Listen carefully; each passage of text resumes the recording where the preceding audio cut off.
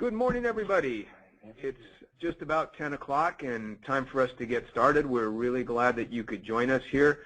We're scheduled for this webinar to run from 10 o'clock until 11 o'clock. We have a lot to cover, a lot of good stuff, so we want to get started on time. I know that there will be quite a few people joining us as we get started, but hopefully they won't miss anything too exciting in terms of the content. A couple important notes before we get started.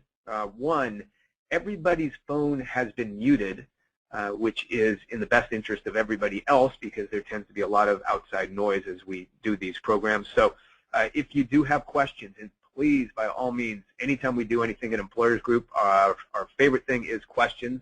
So we encourage you to ask questions early and often. On the right side of your screen, just a little bit more than midway down, there should be an area for typing in questions.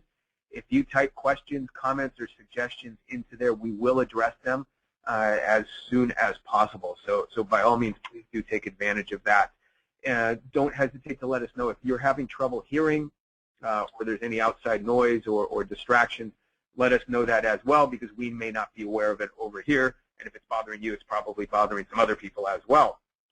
A couple of other housekeeping notes. This program qualifies for 1 hour of HRCI recertification, general recertification credit. All participants will receive from us next week a copy of the certificate indicating the 1 hour of credit. Also, this program will be available, and this will be interesting for anybody who has not joined us yet. I'll remind everybody of this again before we wrap today. On the Employers Group website, which is employersgroup.com, this program will be posted in its entirety for viewing later on. That should be up, we're hoping by the end of this week. That should be available. So if you love this so much that you just can't get enough of it, you can find it and have it forever and ever. We're going to have some fun this morning discussing a topic that sometimes is not always exactly top of mind with human resources. Yet, if you think about it, whenever employee satisfaction is surveyed or measured, whenever cost control relative to HR is discussed, whenever serious threats to organizational stability are identified, we find today's topic, safety in the workplace, is pretty much always front and center. So over the next hour, we're going to identify some real, workable ways in which HR can and should be a driving force behind workplace safety. A good safety program is measured in much, much more than just improved XMOD. A good safety program really is a critical component of any comprehensive employee relations strategy. So that's really what we want to work on today is identifying how safety should be and can be a critical component of your employee relations strategy. Our presenter today is a good friend of Employers Group and is well known to many of our members and has been for quite some time. Mr. Joseph P. Stevens, better known as Joe, is the founder and president of Bridge Safety Consultants, a consulting group that helps companies eliminate injuries and significantly reduce the costs involved in workers' compensation. So obviously Joe's role with his clients involves some very, very serious ROI. As we'll hear this morning, Joe accomplishes this through a unique behavior-based safety program. Often that is complemented by advice and counseling on the workers' comp system and how it works and how claims impact premiums and what measures employers can take to minimize their costs. Joe had, in previous lives, Joe had responsibility for managing workers' comp as an executive for many years. He received his business training at Procter & Gamble and Johnson & Johnson, and in recognition of his achievements and his expertise, Joe, I guess the pinnacle of Joe's career has been having been chosen numerous times by Employers Group to conduct our seminars for our members on workers' comp. Paling in comparison to that would be some of his other accomplishments, such as being appointed to Governor Schwarzenegger's task force for workers' comp reform. He was also appointed to Insurance Commissioner Garamendi's task force to revamp workers' comp in California, and he was honored as the Success Story of the Year by the Los Angeles chapter of SCORE in conjunction with the Small Business Administration. I think we're in for a really, really fascinating program today. We are promising 10 steps to a stronger safety culture. And guess what? I've seen the presentation. There are 10 steps there. So I'm going to turn it over now to Joe, and we look forward to hearing your comments and your questions as we go forward.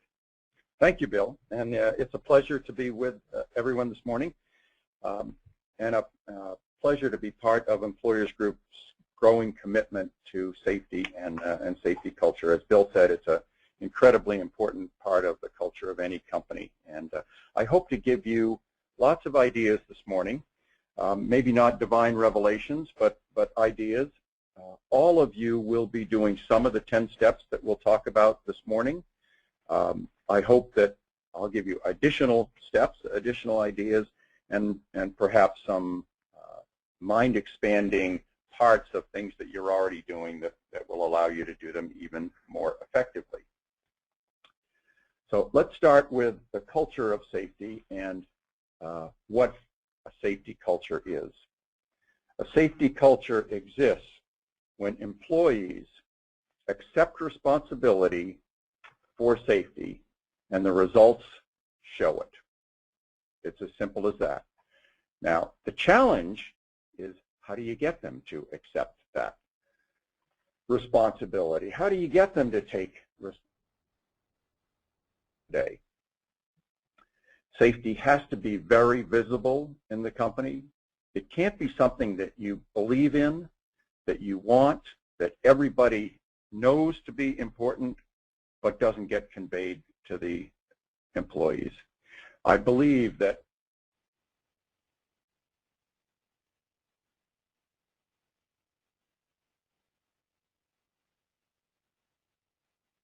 on this morning. A quick question, can I get those to drop down one after another the way it was set up originally?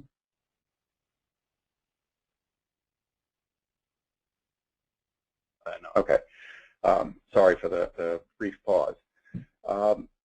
Bill gave an introduction to me and my company. We started 9 years ago, and we're a little bit different than most safety companies in that our main focus isn't to help you with lockout, tagout, or even forklift training. It is to examine the safety culture, give you suggestions and ideas on how you can strengthen the big picture of the safety culture. Governor Schwarzenegger has a mixed record. I guess that's about as kind as we can get to the governor, the ex-governor. But the one thing he did right was workers' comp reform. SB 899 made a dramatic difference, as you all know. Rates are down something like 70% from the 2004 high, and I was a proud member of that task force that gave him recommendations. He kept narrowing it down. He started giving your 10 most important things, and finally your 3 most important things, and finally your most important thing, and that was medical control. And I think, as we all know, that's made a tremendous difference. So I'm pleased with that. Bill told you the rest, and we'll roll on from here. Why is safety culture important? And there are really 3 main reasons that I boiled it down to. The first is cost. The cost of workers' comp is huge, a big line item, but the good news is you can control it. It is something that absolutely positively can be changed and improved through your actions. Second main reason is it impacts morale of the employees. And how difficult is it to affect morale? How difficult is it to improve the morale of your employees? Safety culture is a way to do that. It's a foundation to your company. And once you have that foundation in place, you have a much better chance of having high morale in the company and all the benefits that come from that. And the third and most important reason is that you prevent injuries, and injuries can be terrible. I'll give you an example a little bit later in the presentation of a company that almost got knocked out of business. They were doing all the right things, a wonderfully progressive company, wonderfully profitable company, but they were a little lax on safety, and it almost knocked them out of business. Nobody wants someone to suffer a serious injury. You would not trade an arm or a leg to make productivity goals. You've got to convey that message to the folks that work for you. We start out with this basic truth. You cannot make people be safe. It's a behavior issue. You can tell them to be safe, you can put things in place, but you can't change their behavior yourself. They have to do that. An example of cost and cost control and the impact you can have on the cost of a company through injuries and injury reduction. This is a large poultry distributor, and while rates changed and thus the dollars laid out change year to year, if we assume flatline dollars, their basic premium was $500,000. If their X-mod was 1.00, their workers' comp premium would have been $500,000. At 273, their peak in 2006, that premium became $1,365,000. Keep in mind, they're not getting any better insurance coverage for this. It's absolutely the same as a company with an X-mod of 100. It's just the result of injuries. In today's X-mod calculation, frequency counts more than severity. Slight change over the last year and a half. So you've got to really keep your eye on frequency. But here's a company that was profitable, doing a lot of good things, but they took their eye off the ball, and the injury count went up and up and up. And now they're paying $1,365,000. By revamping their whole safety program, their approach to safety, they put in a safety achievement program. They did all the right things. Within 4 years, they'd reduced that X-mod from 273 to 73. And of course, $1,365,000 goes down to 365. So a direct line savings of $1 million. Imagine cutting 75% off your workers' comp premium. You know, your premium, the basic calculation is your rate classification times the payroll you have in that classification. That's your basic premium, but that then gets multiplied by your X-mod. So the lower your X-mod, the more money you're going to save. Second example is a smaller company. Basic premium was $200,000, and again, they let it get out of control, ended up with an X-mod of 186. That drove their $200,000 premium to $372,000, just because they had a few more injuries. It doesn't take a lot. You're being compared to other companies within your industry. It doesn't take a lot more injuries to drive it up. At 186, their premium went from $200,000 to $372,000. Again, 3-year period. They did all the right things. X-mod's down to 70, premium down to $140,000, a terrific savings of $232,000. Just by reducing injuries, just by putting in a safety culture that the employees bought into.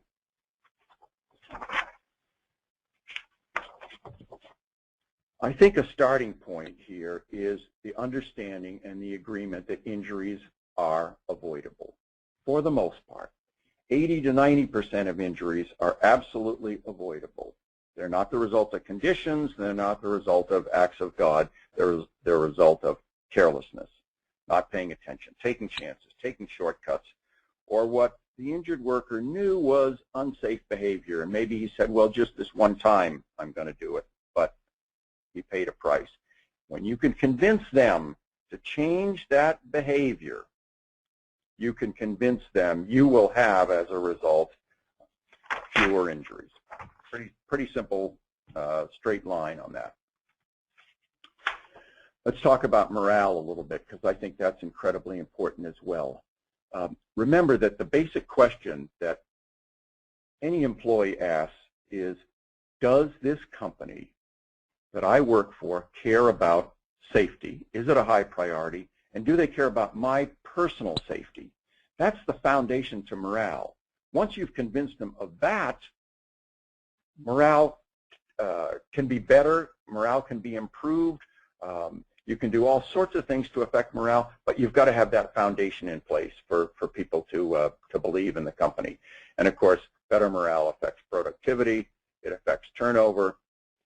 You want to work for a company and you want the focus.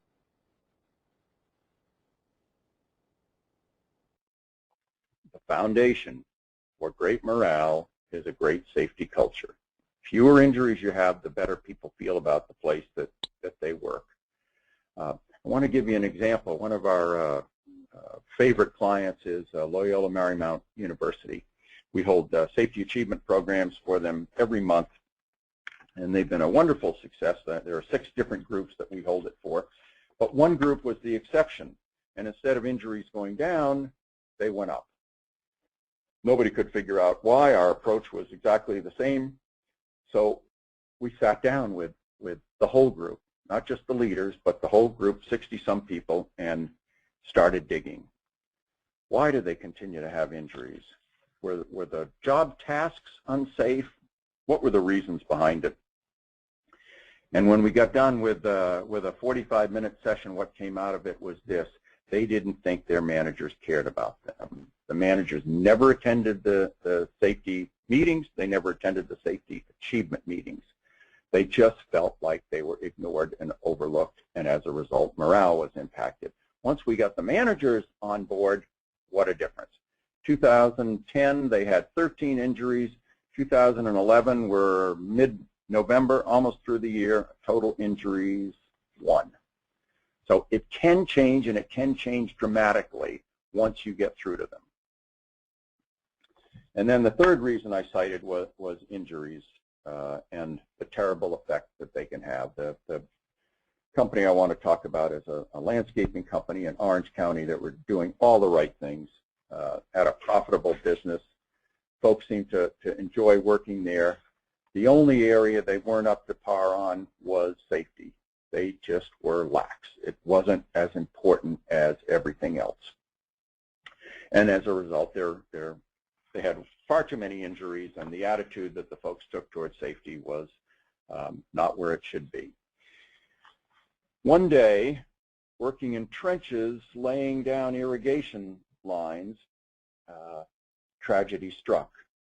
The company had a basic rule that any time you're in a trench and it's waist high, waist deep or above, they needed a second person there to monitor. But one of those areas, a little bit lax, easier to do it themselves, but nearby construction caused a cave-in and caused a loss of life. It took almost a year to get the confidence in the company back, and the company had to jump through hoops to do it. The lax behavior that they allowed led to this tragedy. I put this picture in there because we took it about a year later, and you can see that morale was back and the company was back on the right track, and in fact they did well. Their injury ratio started going down, but it took a long time, and it's not the result that you ever want to have in your company. So let's start with the 10 steps. Bill likes to call them secrets, but I don't think there'll be anything too secretive in this, but there will be steps. And the first one to me is compliance. And I start with this because sometimes it's the last step that companies take as well, thinking that if they're compliant in every way, they've really got a strong safety program. My point to you this morning is that's the starting point. That's really the kickoff spot. Compliance is the foundation to a safety program that's strong and a safety culture that embraces all your employees. I think of compliance the way a football team looks at a football field and the players that work for it. You've got to have your facility in order. You've got to have all hazards removed. It's got to be absolutely safe, the same way as a field has to be lined out. There have to be 100 yards. There have to be markers. The boundaries have to be right, and the field has to be in decent shape. The same way that a football team has to have players know the plays and have the equipment right, know what they're doing out there, you have to have your employees trained. They have to have the proper PPE. They have to be ready to do the job. But that's all. Now we go to the behavior. None of this is going to cause injuries the way behavior is. So you're Tom Brady. I know some of you would like to be with Tom Brady, but in this case you're playing Tom Brady on it. You're the quarterback that makes all these things happen. You're the one that is responsible for the behavior. You put the ball in play, you inspire the confidence, and it's up to you through your programs to convince the employees that you care about their safety. It is the highest priority in the company.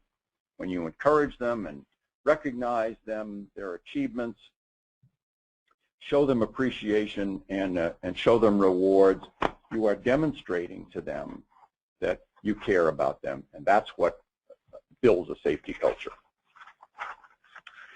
Before we go any further, I want you to do a quick self-assessment, and that is safety a core value in your company? Do an honest assessment, and if it isn't, what are the reasons it's not? And finally, do you have management support? Do you have support from the highest levels, because that's crucial? We'll talk about that a little bit near the end of the presentation. Strong safety culture is the trademark of a good company. You don't find many companies out there that have really good, strong safety cultures that aren't also really good, strong companies. They go hand in hand. Step number 2, hazards identified and corrected. It's very important that you do this immediately. When someone lets you know that there's a hazard out there, you need to get on it, you need to change it. When an accident happens, you need to investigate it immediately. Solicit suggestions. If and when an injury happens, why did it happen? Is there something that could have been done to prevent it?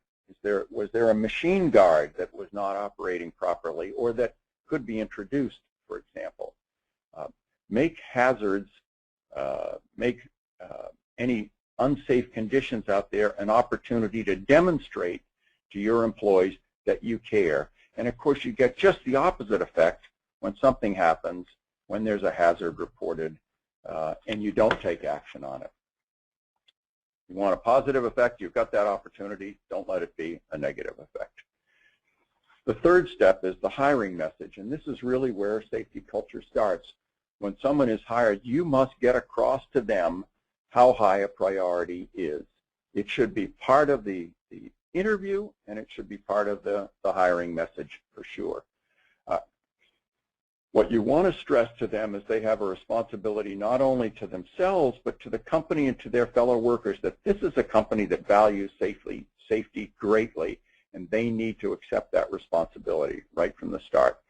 I would put them on a safety team from the day they start on the company, with the understanding that they have responsibility to the other folks on that team, especially if you've got a safety achievement program where everybody on the team has to be safe in order to be eligible for any awards. So put them on a safety team right away, and then you'll get the other folks on the safety team looking out for them as well. Another idea is to bring them in after a week or 2 weeks or 3 weeks, some short period of time, and ask them not only how it's going, but do they feel like they're trained well for that job? Are there questions? Have there been any issues that have come up in the first couple of weeks that you can address and perhaps give them additional training on? For one thing, you're again showing them how important safety is by the simple act of calling them in and having a 2-minute discussion with them. And that's what you're trying to do. Keep in mind that 41% of injuries happen to folks in their first year at work. Those are the folks that need the most attention, obviously. The fourth step is accountability and consequences. Don't overlook this one. Don't let injuries happen in a vacuum. Discuss them openly. Great forum for that is at a safety meeting. Discuss the injuries and solicit suggestions on how they could have been prevented. If you've got a safety awards meeting and one group or department has been eliminated because of an injury, let's find out. Why did the injury happen? What could have been done to prevent it? You've got everybody's attention right there. What you don't want is, again, injuries to happen in the darkness and never be discussed. Injuries give you the opportunity to shine a light on them, to put them out in the open, and to let everybody go to school on it and learn from that injury ways to prevent it in the future. I'm also a believer in warnings. I think anytime there's a near miss or a first aid or an injury that's the result of behavior, a warning should be issued, and it's up to you whether you want 2, 3, 4 warnings, how your disciplinary flow goes. But it is important that that person who has acted unsafely, jeopardized his life, is somehow called to account on it, and that there is a consequence for that action. And again, we're talking about behavior. The same way, unsafe behavior is contagious, safe behavior is contagious. The message you're putting across when you have consequences is injuries are not acceptable. Safety is too high a priority for us to simply accept that unsafe, careless, sloppy behavior is going to cause an injury. The other thing I'd keep in mind is the old adage that behavior that gets rewarded gets repeated. And the rewards don't have to be monetary. Recognition and appreciation are rewards for a job well done. When somebody knows that they're appreciated for doing the right thing, in this case for being safe, they tend to continue to be safe. Number 5, respond to injuries compassionately. Even if you don't believe that the injury was legitimate or the injury was caused by carelessness or stupid behavior or something absolutely unsafe, you must respond compassionately. Get prompt treatment to that person. I like the idea of accompanying the injured worker to a occupational medicine clinic as opposed to dropping him off. I like the idea of staying there, talking to the treating physician, finding out exactly what the findings are. And I know phone calls can accomplish the same thing, but remember, you're trying to send a message to your employees how much you care. And when you accompany them, you stay with them until they've been examined, and you get the result and you talk to the physician afterwards, you're sending just the right message. Any injury should have a thorough investigation done and a write-up.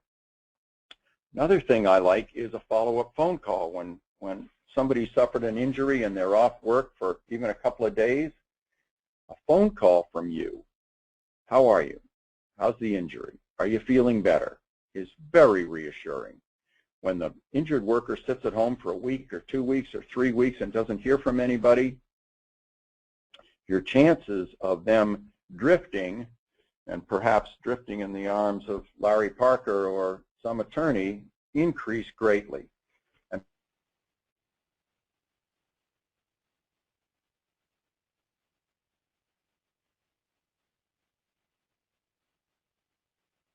can't talk about the attorney or anything legal, but you can say, how are you doing? How's the injury? Are you feeling better? Joe, also in your when you're dealing with accompanying workers and during the injury process, do you ever get involved in HIPAA-related issues? Have not, but I know they exist. But are you aware of any risks that there could be to HIPAA compliance by accompanying a worker? And describe, perhaps maybe this might help, if you describe what you mean by accompanying a worker. Are you talking about being in the examining room or making sure they get to the clinic safely? How would you recommend that? Yeah, so somewhere in between. I want to drive the worker to the clinic. Don't necessarily have to be in the examining room. Don't want to infringe on their privacy. But I want to wait there for them, talk to the physician afterwards, and make sure the treatment's satisfactory and that the injured worker feels like the treatment's been satisfactory, and drive them home back to work on it. I don't want to infringe on their privacy, but I want them to know that I'm there with them, hand in hand, arm in arm, and in a supportive manner. And of course, you want to have a great modified duty program. The SB 899 put into effect a penalty if you don't have one, if you don't offer modified duty, and a bonus reduction if you do have a great plan. So certainly you want to have a modified duty plan. I want to give you the example of the Hilton Hotel. This is the large hotel at LAX, more than 1,000 employees, having a terrible time with injuries and couldn't figure out why. We implemented lots of different things to try to get at it. But I believe the biggest difference was they changed Ahmed clinics and they got very involved in every injury. Not only did they accompany the injured worker to the clinics, but they followed up immediately. The next day, they didn't call them in. They went to the housekeeper or staff that had been injured to ask how they were feeling, to make sure that they were okay and that they were all right to work again. That kind of involvement, that showing them that you care, makes a huge difference. So you can see what happened to the injuries over there. 63 was extraordinary, and there was some extra input there, and that they were going through a union situation. So 63 is a bit of a bogus number, but to drop it from 63 to 9 tells you all you need to know about the commitment that they got from the employees towards safety and towards a safety culture. And it wasn't a fluke. They kept it down to 8 the next year. So again, they did lots of things, but changing clinics and getting more involved with the injured worker made a huge difference.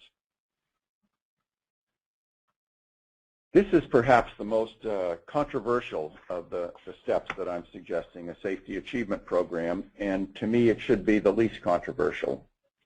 It is an absolute positive everywhere we've put it in. If you do it right, it can be the engine to your whole safety program and your safety culture. I grant you that it has to be done right, and I'm going to give you some ideas on the right way to do it and what the pitfalls are. But a safety achievement program is wonderful to motivate, and all of us can use some motivation. You wouldn't think of having your salesman out there without commission, and yet we ask the folks that do the most physically challenging jobs, the most difficult jobs, to do them without any motivation. Safety is a way you can reward them, you can motivate them, and it's all for doing the right thing for the company. It gives you an opportunity to recognize them and recognize their achievements on it. And how many ways, how many opportunities do you have to do that? You want to get them participating at the meeting, and a safety achievement program, again, gives you that opportunity. Let me go back to recognition for a minute. There just aren't many ways that you can do that. Think of this. Physically demanding work, challenging work. Once a month, folks get together in a meeting and they are recognized for their achievement. They're not just recognized, but they come to the front of the room to the applause of all their fellow workers. Their hand is shaken. They're congratulated by you, by upper management. Their picture is taken, again, to all this applause, and it's all for doing the right things. There are not many ways you can give that kind of recognition and show that kind of appreciation without something like a safety achievement program. We like to do it every month so that you have all those opportunities throughout the year to do that. You get participation instead of a dull, boring safety meeting. You get them to participate. They feel great about themselves. It also gives you an opportunity for accountability, in that when there are injuries, we eliminate teams or departments from eligibility for awards. A great form of accountability. You get the positive peer pressure from the other folks on the team to act safely, to not do something dumb, to wear their PPE, to do all the right things. And of course, there's no better way to demonstrate, to show them that safety is your highest priority than a dynamic meeting where they look forward to it, they are involved in it, they are a part of it, and they're getting recognized for doing the right thing. And I use the Hilton again as an example. You can get creative with your programs. They don't have to be straight line and non-creative. At the Hilton, we came up with a program that was built around bowling for dollars. And the safe teams got to bowl. We set up a couple pins, each had a dollar amount on it, and depending on the pins that the representative knocked down, everybody on those safe teams earned that money. That was fun. You got everybody's interest. They're all looking at the person bowling. They're involved, they're engaged, and it helps make safety their own. As I said, your goal is to have the people that work at your company take responsibility for their safety. You've got a lot better chance to do that when they're involved in the safety program. They'll take responsibility if they believe in it and they're a part of it. And I also put this picture up here because I think pictures are a great thing to have from any meeting. So here's a couple of the components that I think make a successful safety achievement program. I like to put people on teams. You want that peer pressure, and teams are typically by department folks that work with each other, so that they can influence the other members of the team. I like awards that are motivational. I know it's nice to keep it limited, but $15 doesn't do the job. Our awards are $25, $50, $100, and depending on the size of the company and the superior performance, they can go up from there. You don't want to break the bank. We had one client that wanted a $2,000 top prize, and we couldn't work with them. It's too high. You don't want bad results from over-motivating people either. But $100, $150, $200 for superior performance is very legitimate. Not everybody should be eligible, by the way. Companies that put $5 or $10 in every employee's paycheck for being safe every month are throwing away their dollars, in my opinion. It quickly becomes an entitlement. You're not getting any extra performance for it. It's a lot better to take that budgetary money and spread it around and have different winners every month so that you can have some significant awards. You want your meetings to be interactive, dynamic as possible. For some of our meetings, we actually have a professional entertainer and a comedian out there just to make the meetings fun for everybody. But they definitely need to be interactive. It's one of the gripes I have against bingo or scratch cards or things like that. They're not interactive. Give recognition. Make that a big part of your meetings. Show appreciation. There's nothing better than shaking the hand of everybody on a team that's been safe, or a department that's been safe for 6 months or a year or longer than that. Shake their hand. Thank them for doing the right thing for your company. Show appreciation. And how many other ways do you have to show appreciation? It's one of the real challenges for human resources. Pretty difficult to do. A safety achievement program gives you that opportunity. You want to discourage non-reporting. To me, the biggest pitfall of a safety achievement, safety award, safety incentive program is the potential that people will get hurt but won't report their injuries because they don't want to lose awards either for themselves or for their team. Two ways to go after that. One is to address it and make sure that they understand that the purpose of the program is to get everybody thinking about safety and acting safely. It is not to cover up injuries. The second part of that is put a penalty in there for it. And what we do in our programs is if we find out that somebody's been hurt but they haven't reported it, that person and their team are eliminated from any consideration for 2 months. Instead of just 1 month, as is normally the case, they get a double penalty and they're out for 2 months. But you can come up with your own creative way, but you want to discourage non-reporting. And then finally, I think bingo is the wrong direction to go. You've got this wonderful opportunity to show appreciation and recognize achievement, and bingo does none of those things for you. I think it's a little insulting to your employees to say nothing's more important in this company. Safety is the highest priority, and then you prove it with a bingo game. You've got to do better than that. You've got to make it interactive. And I'm not saying that bingo hasn't worked in the past and that it may not still work for some companies out there. I am saying that there's a better way to do it. And if you want a permanent safety culture, which we all do, bingo is not going to get you there. Joe, as you move on to tip number 7, I want to bounce back to tip number 5 because we had a couple of questions coming in, being mindful of our audience, which is primarily human resources professionals.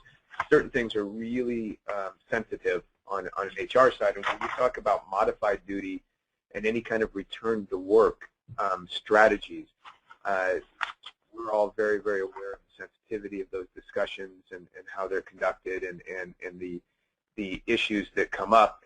And by the way, stepping outside of the safety side a little bit, I can't encourage people enough, and anybody that's talked to me over the last year has heard me say this, make sure that your job descriptions are updated and that you've done a thorough job analysis so that those essential functions are clearly defined, because when it comes time to discussing return to work, any kind of modified duties, you have the essential functions there clearly defined, and it'll make your life much easier as an HR professional. But could you discuss a little bit more about modified duty, any suggestions or strategies you have on this, and anything regarding if you've had experiences or concerns regarding penalties that could be applied for not properly offering modified work? Yeah, I think that the penalty is a 10 or 15% increase in the benefits that have to be paid if you don't offer proper modified duty.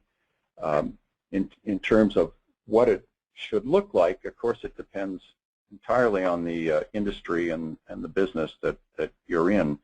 I think it should be work. It should be something that contributes to the company that isn't physically challenging.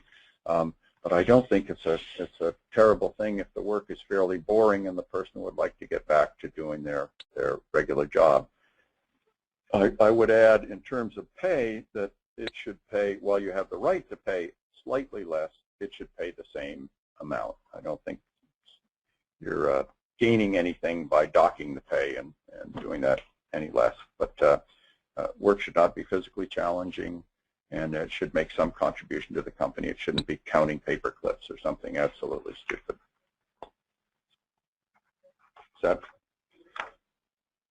help? Sure. Yeah. This is obviously something that from the HR side we deal with a lot.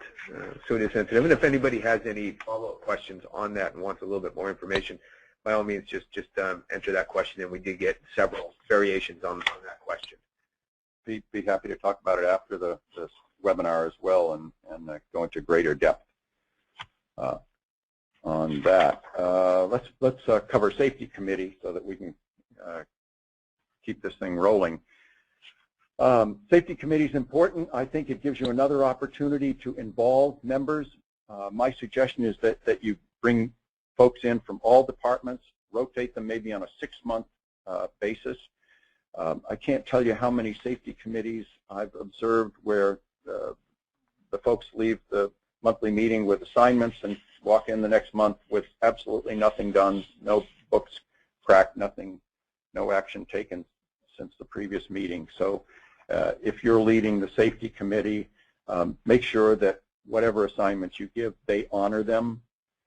They live up to it. It's really important to show that example, particularly when you're involving folks from all the departments.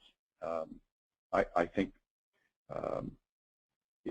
it's an opportunity, again, to demonstrate and illustrate to the folks on the floor, the folks with the toughest jobs, how much you care about safety, that they're involved in it, and you want their input, and then they carry the message back to the folks on the floor. Make it a real an honor and a responsibility. A word on safety training and meetings.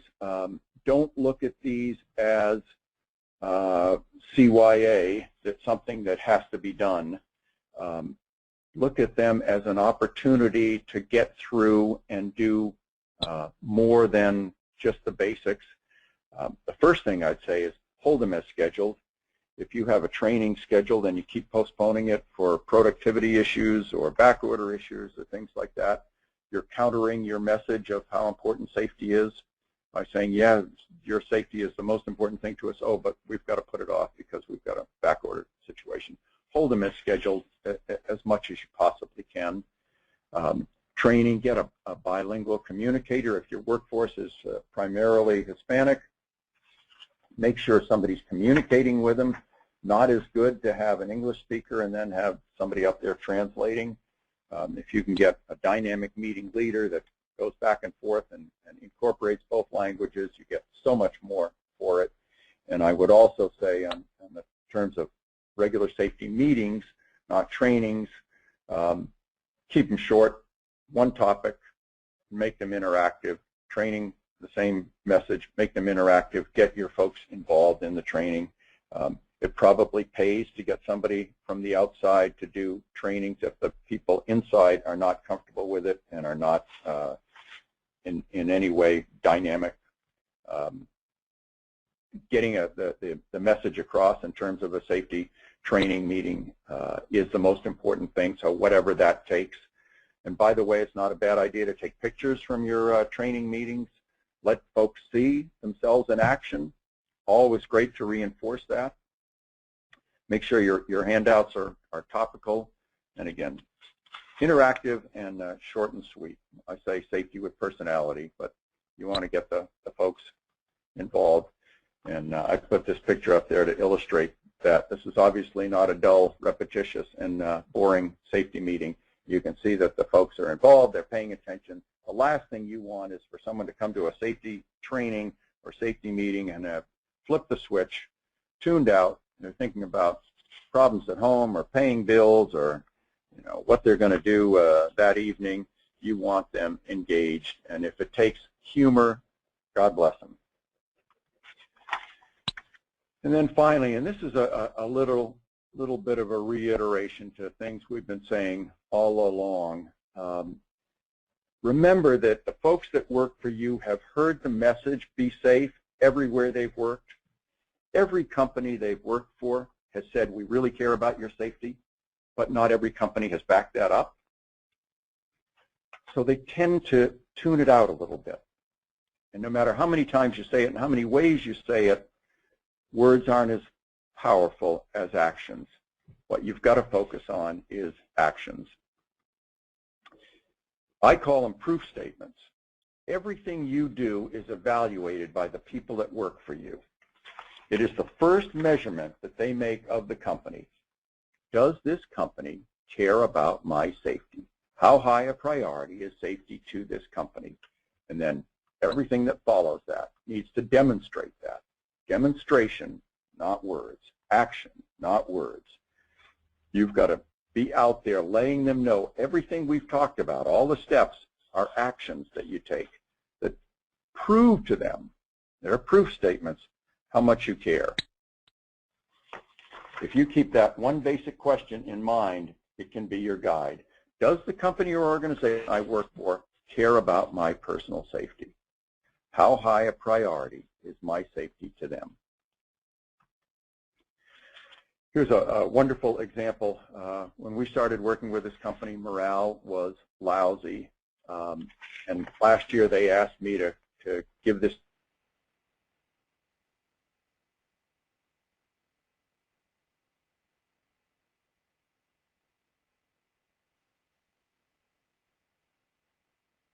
to the owners.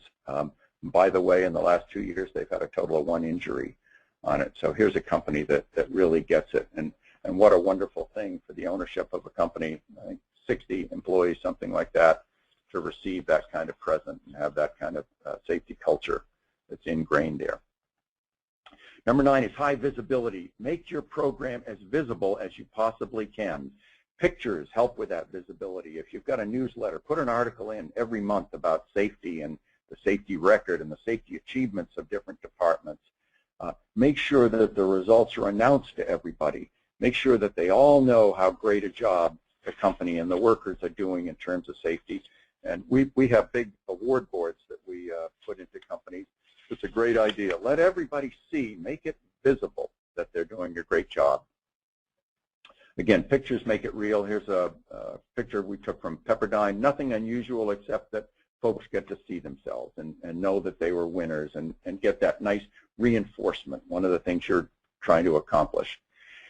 And then finally, and I know that this is one of the toughest, you've got to get management buy-in. It is the ultimate proof statement to your employees, no matter how much you tell them and how much you demonstrate.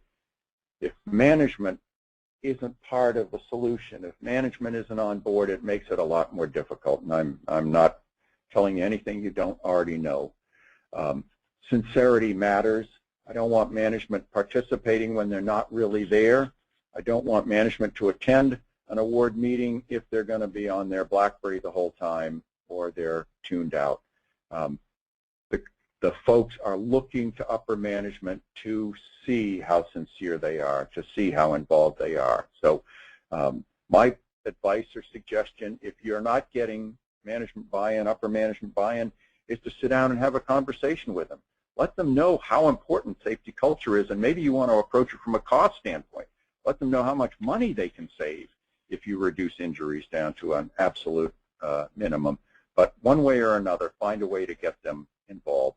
Supervisor support is absolutely crucial. You've got to have your supervisors understand that their role is significant, and they've got to support that. And then the final message is to you that you need to get as involved as you possibly can. Don't legislate from your office. And I think anybody that's tuned into this webinar doesn't have that attitude. I know that you're all proactive out there. Stay proactive, get involved. And I want to show you an example of management support. This is the owner of a meat packing company in Vernon with, I think, 150 employees or something like that. And there can be no question.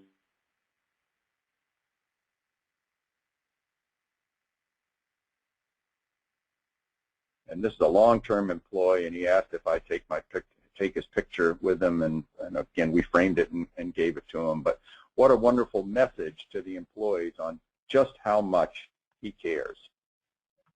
I want to leave a little time for questions. So the last 3 slides are simply recaps that you can all get from the website of the 10 steps that we talked about today. Our services as a company, again, we review all aspects of your current program. We provide consultation and recommendations on how to strengthen it. Depending on what you want, we can also audit your company for compliance, make sure you're in compliance on everything, and we'll do a facility audit. For some clients, we customize a safety achievement program. You manage it or we manage it. That's your call on that. And many cases, we're the managers, and we come out every month and take responsibility for it with you. And then we provide the typical safety training meeting and ergonomic evaluations. And then the final slide is just our contact information, which is there for you. We'd love to hear from you, and if we can help in any way, it would be our pleasure to do so in conjunction with the employers group. You know, anytime we do the webinars or any kind of training or program that we offer to our members and to the public in general, we always look for takeaways. And I think obviously the 10 steps that we're looking at right now, or we just looked at, provide a really, really useful takeaway for everybody. And a couple things stand out, and I thought just by way of summary might be worth pointing out. One is for everybody in HR, so go and look at your employee handbook, and how many of you have some kind of a statement somewhere in your handbook or somewhere in your lobby that says our employees are our most valuable asset? And then ask yourself, is that true? Is that really what we're doing? And I think, Joe, when you talk about how everybody's heard this all before on the safety side, it really, I think that resonates a lot with HR. So often we're the mouthpieces of what we would like to be, of this ideal culture that should exist within an organization. But what you've provided for us here is some really, really useful steps for building that safety culture. And my second takeaway that I think is fascinating is go back over the slides, look at the 10 steps, and then add up how much time this really takes to do these things. It's so minimal. It really does not take a lot. We're not talking about changing the culture of the organization. We're talking about establishing that safety culture. Great point. And really, I started to do the math, and then I kind of lost track of it. But I mean, we're looking at somewhere from an hour to 2 hours a month probably that really needs to be put into this to make this effective. So these things are really, really doable, and I think for everybody that's participated in the webinar today, most of whom are on the HR side, these are really some things that we can walk out today and start putting into place. So I want to thank everybody for their participation and for the questions that came up. And for being part of this. If you have any other questions you want to throw out in the last couple of minutes here, please do. A reminder also, I know some people joined after we'd already started and may have missed a couple of the early slides. Do get back onto our website probably by the end of this week, if not by Monday, and you'll find this program in its entirety available to you to view or to download. So if you did miss any, that is available to you. Please don't hesitate to contact Joe or Employers Group for any follow-up information. And the slides, while they're not available right now, we don't have them posted yet. Is that correct? That's right. Okay, we will have them posted on the website as quickly as possible. It just takes us a day or two to get that done. So we will work on that so the entire program will be available. And similarly, as I mentioned, the HRCI certificate will be sent out to everybody. Should be early next week as well. So you have a couple of really nice things to look forward to as you head towards Thanksgiving to follow up on safety. Thank you, Joe, for a really, really informative program and I think some really useful information for our members. Thank you for everybody who dialed in and participated. Please don't hesitate to follow up with any questions. We'll stay online here for a little bit longer if you do have any questions you want to send over to us. Thanks again, everybody. Have a great rest of your day.